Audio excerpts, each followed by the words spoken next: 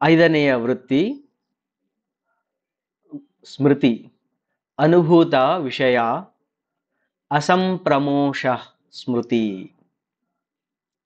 Memory ಅಂದ್ರೆ ಏನು ಅಂತೇಳಿ ಇದು ವೃತ್ತಿಯಲ್ಲಿ ಲೆವೆಲ್ಸ್ ಅನ್ನು ನೋಡ್ತಾ ಇದ್ದೀರಿ. ಇನ್ನು ಪ್ರೀವಿಯಸ್ ವಿಡಿಯೋದಿಂದನೂ ನಾನು ನಿಮ್ಗೆ ಹೇಳ್ತಾನೆ ಬರ್ತಾ ಇದ್ದೀನಿ. ಫಸ್ಟ್ ಪ್ರಮಾಣ, ಅದನ್ನ ಸ್ಟಾಪ್ ಮಾಡ್ತೀರಿ. ವಿಪರ್ಯಾಯ, ಅದನ್ನ ಸ್ಟಾಪ್ ಮಾಡ್ತೀರಿ. ವಿಕಲ್ಪ, ಅದನ್ನ ಸ್ಟಾಪ್ ಮಾಡ್ತೀರಿ. ಒಂದು ಫಾಲ್ಸ್ ಮೋಡ್ ಒಳಗೆ ಇರ್ತೀವಿ, ಏನಂದ್ರೆ ನಿದ್ರಾವನ್ನು ಅಬ್ಸರ್ವ್ ಮಾಡ್ತೀರಿ. ಅಬ್ಸರ್ವ್ ಮಾಡಿರಿ ಅಂದ್ರೆ ಅಲ್ಲಿ ಸ್ಟಾಪ್ ಮಾಡ್ದಂಗೆ ಆಯ್ತು. ಅಬ್ಸರ್ವ್ ಮಾಡಿದ್ರೆ ಅದಾದ್ಮೇಲೆ ನಿಮಗೆ ಬರ್ತದ ಸ್ಮೃತಿ. ಸ್ಮೃತಿ ಏನದಲ್ಲ, ಈ ವೃತ್ತಿ ಬಹಳ ಬಹಳ ಬಹಳ ಬಹಳ ಡೇಂಜರ್ ವೃತ್ತಿ ಇದು. ನಿಮಗೂ ಗೊತ್ತದ ಸರ್, ನೀವು ಏನೇ ಮಾಡ್ರಿ ಸರ್ ಮರ್ಯಾಕ್ ಆಗಂಗಿಲ್ಲ ಸರ್. ನೀವು ಅದು ಒಳಗೆ ಕುಂತು ಬಿಟ್ಟೈತೆ ಸರ್. ಅದು ನಾವು ಎಷ್ಟೇ ಮೆಡಿಟೇಷನ್ ಮಾಡಿದ್ರು ಕೂಡ, ಏನೇ ಮಾಡಿದ್ರು ಕೂಡ ಸರ್ ಅದೇ ನೆನಪಾಗುತ್ತೆ ಸರ್. ಕುಂತ ತಕ್ಷಣ ಕಣ್ಣು ಮುಚ್ಚಿದ್ರೆ ಕಣ್ಣು ಮುಂದೆ ಅದೇ ಬರ್ತೈತೆ ಸರ್. ನನ್ನ ಎದುರಿಗೆ ಸತ್ತನ್ರಿ ಸರ್ ಅವ. ನಾವು ಇಬ್ರು ಗಾಡಿ ತಗೊಂಡು ಹೊಂಟಿದ್ವಿ, ಅವ ಸಾಯದ್ ನಾನು ನೋಡ್ಬಿಟ್ಟಿನ್ರಿ ಸರ್. ಅವ ವಿಲವಿಲ ಒದ್ದಾಡೋದ ನೋಡ್ಬಿಟ್ಟಿನ್ರಿ. ರಕ್ತ ಕೆಂಪು ಬರ್ತಾ ಇತ್ತು ಸರ್, ನೋಡ್ಬಿಟ್ಟಿನಿ ಸರ್. ಕಣ್ಣು ಮುಚ್ಚಿದ್ರೆ ಅದೇ ಬರ್ತ ನೋಡ್ರಿ ಸರ್. ಕನಸಿನಾಗೂ ಅದೇ ಬರ್ತ್ರಿ ಸರ್, ನಿದ್ರೆಯೊಳಗೂ ಅದೇ ಬರ್ತದೆ ಸರ್. ಏನ್ ಮಾಡ್ಲಿ ಸರ್, ಮೆಡಿಟೇಷನ್ ಒಳಗೆ ಏನ್ ಮಾಡ್ಲಿ sir? Okay, see this is what the ವೃತ್ತಿ, very dangerous and very sticky. ಅದನ್ನ ನೀವು ತೆಗಿಯಕ್ಕೆ ಆಗ್ಲಾರ್ದಂತಹ ಒಂದು ಮನಸ್ಸಿನ ವೃತ್ತಿ ಅದೇನಾಗ್ಬಿಟ್ಟೈತೆ, ಕುಂತು ಬಿಟ್ಟದ. ಬಿಕಾಸ್ ನೀವು ಅದನ್ನ ಅನುಭವಿಸಿ ಬಿಟ್ಟಿದ್ದೀರಿ. ಅನುಭೂತ ಅಂದ್ರೆ you have undergone to that. ನೋಡಿ ಬಿಟ್ಟಿದ್ದೀರಿ ಅದನ್ನ, ಅದು ಕುಂತು ಬಿಟ್ಟದ. ಅಂದ್ರೆ ನೀವು ಎಕ್ಸ್ಪೀರಿಯನ್ಸ್, ನಿಮ್ಮ ಪಂಚ ಇಂದ್ರಿಯಗಳು ನಿನ್ನ ಕಾನ್ಶಿಯಸ್ಗೆ ಅಂಟಿಕೊಂಡಿರುವ ಶರೀರದಿಂದ ಮುಟ್ಟಿ ನೋಡಿ ಮೂಸಿ ಕೇಳಿ ಏನೋ ಒಂದು ಮಾಡಿ ನಿಮ್ಮಲ್ಲಿ ಅದು ಕುಂತು ಬಿಟ್ಟದ ಒಳಗಡೆ. ಅದು ಅನುಭೂತ ವಿಷಯ. ಅಸಂಪ್ರಮೋಷ, ಮರೆಯಕ್ ಆಗ್ಲಾರ್ದಂಥದ್ದು, ಅದು ಸ್ಮೃತಿ.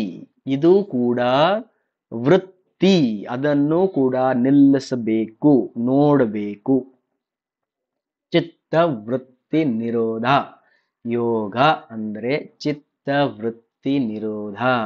ವಾ ವಾ ವಾ ವಾ. 11 ಸೂತ್ರದನ್ನು ವಿವರಿಸಿ 11 ಸೂತ್ರದಿಂದ ನಮಗೆ ಹೇಳ್ತಾ ಇದ್ದಾರೆ, ಚಿತ್ತದಲ್ಲಿರ್ತಕ್ಕಂಥ ವೃತ್ತಿಯನ್ನ ನಿಲ್ಲಿಸಬೇಕು, ಮೆಡಿಟೇಷನ್ ಮಾಡಬೇಕು, ಯೋಗ ಮಾಡಬೇಕು. ಮಾಡ್ರಿ, ಮಜಾ ಅದ, ಚೆನ್ನಾಗಿತ್ತಲ್ಲ.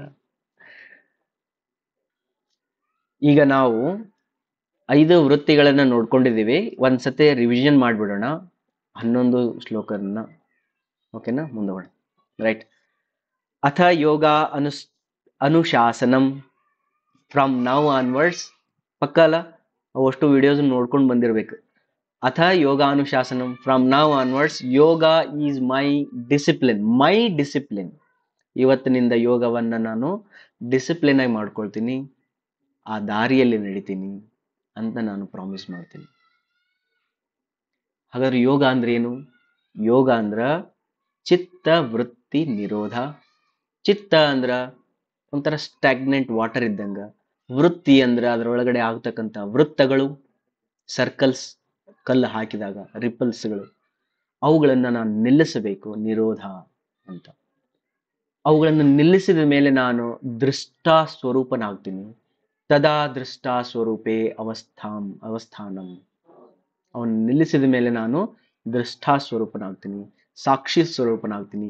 ಎಲ್ಲವನ್ನು ಹೆಂಗದ ಹಂಗೆ ನೋಡುವ ಒಂದು ದೃಷ್ಟಿಕೋನದಲ್ಲಿ ನಾನು ಬೆಳಿತೀನಿ. ಅಕಸ್ಮಾತಾಗಿ ಆಗ್ಲಿಲ್ಲ ಅಂದ್ರೆ ಇತರತ್ರ, ಆಗ್ಲಿಲ್ಲ ಅಂದ್ರೆ ವೃತ್ತಿ ಸಾರೂಪ್ಯಂ. ಆ ವೃತ್ತಿಗಳೇ ನಾನಾಗ್ಬಿಡ್ತೀನಿ. ಆವಾಗ ದುಃಖಗಳೇ ನಾನು, ಸುಖಗಳೇ ನಾನು, ಎರಡೂ ನಾನೇ ಆಗಿ ಅವುಗಳನ್ನು ಅನುಭವಿಸ್ಲಿಕ್ಕೆ ಶುರು ಮಾಡ್ತೀನಿ. ರಿಯಾಲಿಟಿಯಿಂದ ದೂರ ಹೋಗ್ಲಿಕ್ಕೆ ಶುರು ಮಾಡ್ತೀನಿ. ಆದ್ದರಿಂದ ನಾನು ಆ ಚಿತ್ತದ ವೃತ್ತಿಯನ್ನ ನಿಲ್ಲಿಸಬೇಕು. ವೃತ್ತಾಯ ಪಂಚತಯ ಕ್ಲಿಷ್ಟ ಅಕ್ಲಿಷ್ಟ. ವೃತ್ತಿಗಳೇನದವಲ್ಲ, ಆ ಮನಸ್ಸಿನ ಮಾಡ್ಯುಲೇಷನ್ಸ್ಗಳೇನದವಲ್ಲ, ಅವು 5 ರೀತಿಗಳಿದಾವೆ ಅಂತೆ. ಅಂದ್ರೆ ಮನಸ್ಸು 5 ರೀತಿಯಲ್ಲಿ ಓಡಾಡ್ತಿರ್ತದ. ಅವು ಪೇನ್ಫುಲ್ ಇರ್ಬೋದು, ನಾನ್ ಪೇನ್ಫುಲ್ ಇರ್ಬೋದು, ಕಷ್ಟಗಳಿರ್ಬೋದು, ಸರಳವಾಗಿರ್ಬೋದು, ಅಥವಾ ಪ್ರಾಬ್ಲಮೆಟಿಕ್ ಇರ್ಬೋದು, ನಾನ್ ಪ್ರಾಬ್ಲಮೆಟಿಕ್ ಇರ್ಬೋದು, ಕ್ಲಿಷ್ಟ ಅಕ್ಲಿಷ್ಟ ಇರ್ಬೋದು. ಅವು ಯಾವುವು ಅಂತಂದ್ರೆ ಪ್ರಮಾಣ, ವಿಪರ್ಯಾಯ, ವಿಕಲ್ಪ, ನಿದ್ರಾ, ಸ್ಮೃತಿ. ಈ 5 ರೀತಿಯ ವೃತ್ತಿಗಳು ನಮ್ಮಲ್ಲಿ ಆಗ್ತಾ ಇರ್ತವೆ. ಪ್ರತ್ಯಕ್ಷ, ಅನುಮಾನ, ಆಗಮ, ಪ್ರಮಾಣಾನಿ. ಪ್ರಮಾಣ ಅಂತಂದ್ರ ವಾಂಟಿಂಗ್ ಆಫ್ ಪ್ರೂಫ್.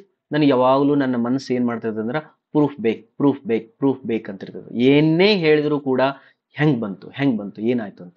ಹಂಗಾದ್ರೆ ಆ ಪ್ರಮಾಣ ನಮ್ಮಲ್ಲಿ 3 ರೀತಿಯಲ್ಲಿ ಸಿಗ್ತದೆ. ಒಂದು ಪ್ರತ್ಯಕ್ಷ, ನಾನು ಅಲ್ಲಿ ನೋಡಿದೀನಿ, ಹಂಗೆ ಇದಿತ್ತಂದ್ರೆ ಒಪ್ಕೊಳ್ತೀನಿ. ನಾ ಅನುಭವಿಸಿದೀನಿ, ಹಂಗೆ ಇದ್ರೆ ನಾ ಒಪ್ಕೊಳ್ತೀನಿ, ದಟ್ ಇಸ್ ಅ ಪ್ರತ್ಯಕ್ಷ. ಅನುಮಾನ, ಇನ್ಫರೆನ್ಸ್ ಮಾಡ್ತದ, ಓಕೆ ಹಿಂಗಿರಬಹುದು ಹಂಗಿರಬಹುದು ಅಂತ ಅನುಮಾನಾಸ್ಪದವಾಗಿ. ಆಗಮ ಅಂದ್ರೆ ಸ್ಕ್ರಿಪ್ಚರ್ಸ್, ಬರೆದು ಕೊಡ್ರಿ, ಯಾವ ಬುಕ್ದೊಳಗೆ ಹೇಳ್ಯಾರ, ಹಿಂಗ ಮಾಡ್ಬೇಕಂತ ಎಲ್ಲಿ ಹೇಳ್ಯಾರ, ಯಾರು ಬರ್ದಾರ, ಹೌದಾ, ಯಾವ ಸ್ಕ್ರಿಪ್ಚರ್ಸ್ ಒಳಗೆ ಹೇಳ್ಯಾರ. ಆಗಮ, ರೈಟಿಂಗ್ಸ್ ಒಳಗಡೆ ಪ್ರೂಫ್ಗಳನ್ನು ಕೇಳ್ತೀವಿ. ಈ ರೀತಿ ನಾವು ನಮ್ಮ ಮನಸ್ಸು ಯಾವಾಗಲೂ ಈ ವೃತ್ತಿಯಲ್ಲಿ ಓಡಾಡ್ತಿರ್ತದೆ, ಪ್ರಮಾಣ ಬೇಕಂತ.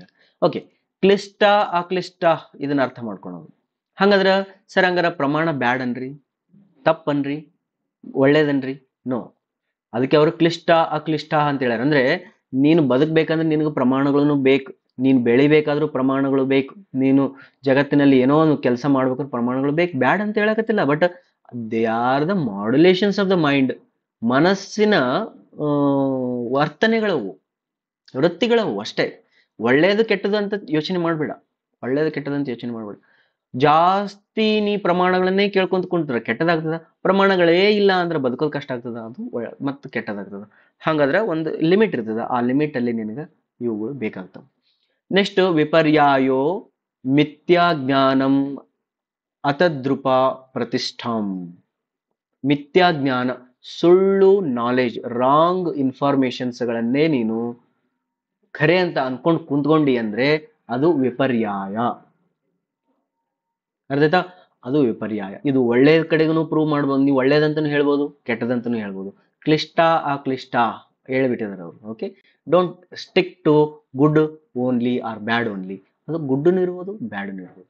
ನೆಕ್ಸ್ಟ್ ಶಬ್ದ ಜ್ಞಾನ ಅನುಪತಿ ವಸ್ತು ಶೂನ್ಯ ವಿಕಲ್ಪ. ಶಬ್ದ ಜ್ಞಾನ ಅನುಪತಿ ಅಂದ್ರೆ ಶಬ್ದದ ನಾಲೆಜ್, ಅಂದ್ರೆ ಶಬ್ದಗಳನ್ನೇ ವರ್ಡ್ಸ್ಗಳನ್ನೇ ಹಿಡ್ಕೊಂಡು ಮುಂದಕ್ಕೆ ಹೋಗ್ತಾ ಹೋಗ್ತಾ ಹೋಗ್ತಾ ಅವುಗಳನ್ನೇ ಸತ್ಯ ಅಂತ ತಿಳ್ಕೊಂಡು ವಸ್ತುಗಳು ಇಲ್ಲ ಅಂದ್ರೂ ಸತ್ಯ ಅಂತ ತಿಳ್ಕೊಂಡ್ಬಿಟ್ರೆ ನೀನದು ವಿಕಲ್ಪ, ಅದು ಇಮ್ಯಾಜಿನೇಷನ್. ಓಕೆ, ಸ್ವರ್ಗ, ನೀನು ಒಳ್ಳೆ ಒಳ್ಳೆ ಕೆಲಸಗಳನ್ನ ಮಾಡಿದಿ ಅಂದ್ರೆ ನೀನು ಸ್ವರ್ಗಕ್ಕೆ ಹೋಗ್ತೀಯಾ. ಹಂಗಾರೆ ಸ್ವರ್ಗ ಅಂದ ತಕ್ಷಣ ಇಮ್ಯಾಜಿನೇಷನ್ ಬರಕ್ ಶುರು ಮಾಡ್ತದ, ಅದು ಸರಿ ಅಂತ ತಿಳ್ಕೊಂಡ್ಬಿಡ್ತೀಯ, ಅದು ವಿಕಲ್ಪ, ಅದು ಇಮ್ಯಾಜಿನೇಷನ್. ನಾ ತಪ್ಪಂತಾನೆ ಹೇಳಕತ್ತಿಲ್ಲ, ಸರಿ ಅಂತಾನೆ ಹೇಳಂಗಿಲ್ಲ, ನಾನು ಏನು ಹೇಳಂಗಿಲ್ಲ, ಅದು ಒಂದು ವಿಕಲ್ಪ. That is the definition of imagination. ಶಬ್ದದಿಂದ ಬಂದಿರತಕ್ಕಂಥ ಜ್ಞಾನವನ್ನೇ ಸರಿಯಾದ ಜ್ಞಾನ, ವಸ್ತುಗಳು ಇಲ್ಲ ಅಂದ್ರೂ ವಸ್ತು ಶೂನ್ಯವಾಗಿದ್ರೂ ಕೂಡ ಸರಿಯಾದ ಜ್ಞಾನ ಅಂತ ನೀವು ಅನ್ಕೊಂಡ್ರೆ ದಟ್ ಇಸ್ ಇಮ್ಯಾಜಿನೇಷನ್. ನೆಕ್ಸ್ಟ್ ಅನುಭೂತ ವಿಷಯ ಅಸಂಪ್ರಮೋಷ ಸ್ಮೃತಿ. ಅನುಭೂತ ವಿಷಯ, ಯಾವುದಾದ್ರೂ ಒಂದು ವಿಷಯಗಳನ್ನು ನೀನು ಅನುಭವಿಸಿ ಬಿಟ್ಟಿದೀಯ ಪಂಚ ಇಂದ್ರಿಯಗಳಿಂದ ಮತ್ತು ನಿನ್ನ ಕೆಲವು ಇಂದ್ರಿಯಗಳಿಂದ, ಕರ್ಮೇಂದ್ರಿಯಗಳಿಂದ ನೀ ಅವುಗಳನ್ನು ಅನುಭವಿಸಿದೀಯಾ, ಅವುಗಳನ್ನು ನಿನ್ನ ಸ್ಮೃತಿಯಲ್ಲಿ ಕುಂತ್ಕೊಂಡ್ಬಿಟ್ಟಿದ್ದಾವೆ. ಅರ್ಥ? ಅವು ಕೂಡ ಒಂದು ವೃತ್ತಿ. ಈ ರೀತಿ 5 ವೃತ್ತಿಗಳು, ಅವು ಪೇನ್ಫುಲ್ ಇರ್ಬೋದು, ನಾನ್ ಪೇನ್ಫುಲ್ ಇರ್ಬೋದು, ಅವು ಮನಸ್ಸಿನಲ್ಲಿ ಆಗ್ತಾನೇ ಇರ್ತವೆ. ಆದರೆ ಯೋಗದಿಂದ ಇವುಗಳಿಂದ ನಾವು ನಿಲ್ಲಿಸಬೇಕು.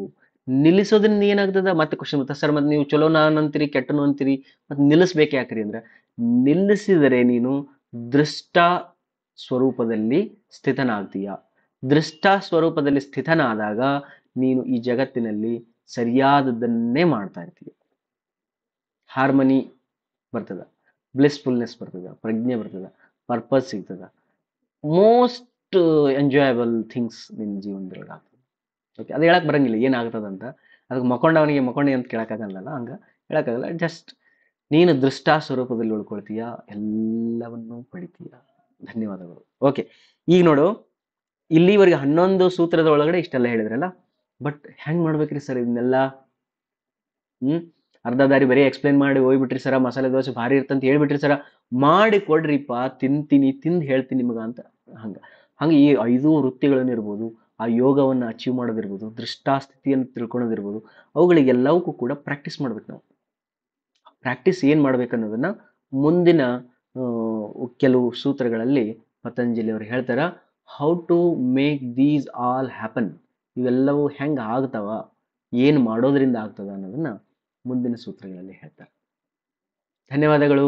ಸ್ವಲ್ಪ ಚೆನ್ನಾಗಿ ಬೇಕಾದ್ರೆ ನೀವು ಆ್ಯಕ್ಚುಲಿ ದಿನಕ್ಕೆ ಒಂದೊಂದು ವಿಡಿಯೋ ನೋಡ್ಬೇಕು. ನೀವು ಅಕಸ್ಮಾತ್ ನೀವು ಸೀರೀಸ್ ಆಗಿ ಕಂಟಿನ್ಯೂಸ್ ಆಗಿ ನೋಡ್ಕೊಂತ ಬಂದಿದ್ರಿ ಅಂದರೆ ವಿದೌಟ್ ಗ್ಯಾಪ್ ಒಮ್ಮೆ ಆಗ್ತಾವೆ. ಟೆಂಡೆನ್ಸಿ ಅದು, ವೆಬ್ ಸೀರೀಸ್ ನೋಡಿದ ಟೆಂಡೆನ್ಸಿ, ಇದಾದ ತಕ್ಷಣ ಅದು ನೋಡಿದೆ, ಅದಾದ ತಕ್ಷಣ ಇದು ನೋಡಿದೆ, ಇದಾದ ತಕ್ಷಣ ಹಂಗೆ ಕಂಟಿನ್ಯೂ ನೋಡ್ತಾ ನೋಡ್ತಾನೆ ಬಂದಿದ್ರಿ ಅಂದರೆ ದಯವಿಟ್ಟು ಇಲ್ಲಿಗೆ ಸ್ಟಾಪ್ ಮಾಡ್ರಿ.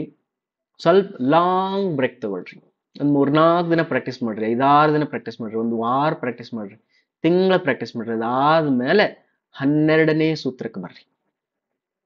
ಅಂಡರ್ಸ್ಟುಡಾ? ರಶ್ ಮಾಡಕ್ ಹೋಗ್ಬೇಡ್ರಿ. ಏನ್ ಜಗತ್ ಭಾಳ ದೊಡ್ಡದೈತಿ, ಸೂತ್ರಗಳು ಸ್ವಲ್ಪ ಅದಾವ, ಜೀವನ ದೊಡ್ಡದೈತಿ. ಒಂದೊಂದು ಆರಾಮಾಗಿ ಕಲ್ತ್ಕೊಂತ ಹೋಗೋಣ. ರೈಟ್? ಧನ್ಯವಾದಗಳು.